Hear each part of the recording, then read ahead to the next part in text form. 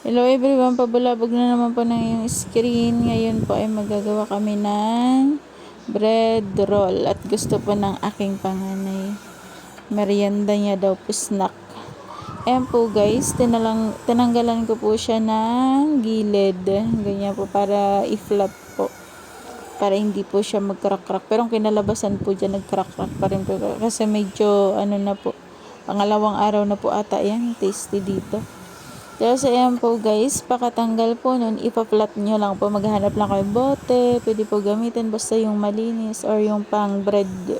Ano po yung sa tinapay, ano nga po tawag doon, nakalimutan ko na. Pwede nyo din po gamitin yung para i-flat.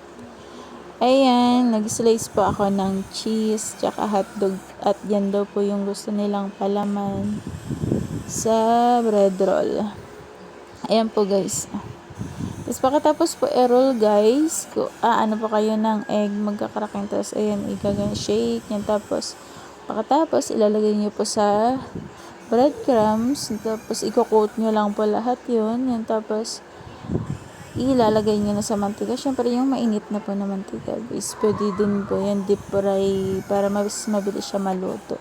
Pwede din po maliliit yan guys. Depende po sa strategy nyo yan. Tapos, ginanyan ko po siya guys para hindi po sila mahirapan magkagat-kagat na diretso subo na po guys.